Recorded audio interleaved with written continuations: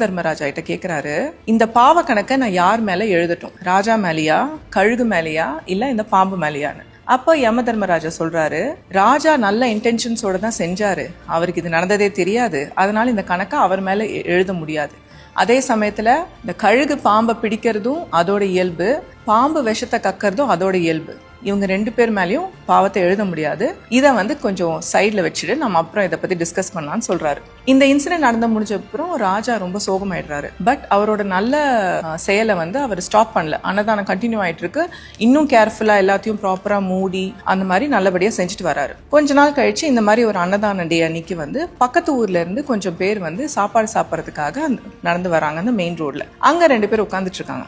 உட்காந்துட்டு இவங்க வழி கேட்குறாங்க, ராஜாவை சாப்பாடு போடுறாரு அந்த இடம் எங்கன்னு. உடனே அவங்க சிரிக்கிறாங்க, என்ன உனக்கு சாவுனா உனக்கு ரொம்ப ஆசையா அப்படின்னு கேட்குறாங்க. ஏன் என்னங்க சொல்றீங்க, உனக்கு தெரியாதா, அன்னதானத்துல சாப்பிட்ற